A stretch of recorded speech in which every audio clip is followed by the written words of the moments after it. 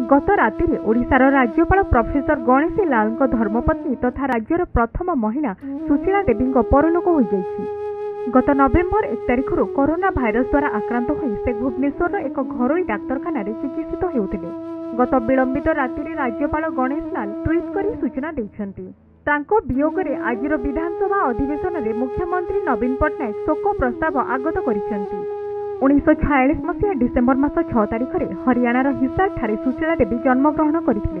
राज्यर प्रथम महिला श्रीमती सुशीला देवी वियोग में मुख्यमंत्री नवीन पट्टनायक गभीर शोक प्रकाश करिसेंति। एहासह तांकर आत्मार सदगति कामना करिसेंति मुख्यमंत्री। एथिसहित केंद्र मंत्री धर्मेंद्र प्रधान मध्य गभीर शोक प्रकाश करी ट्वीट करिसेंति। Bureau report Konark news.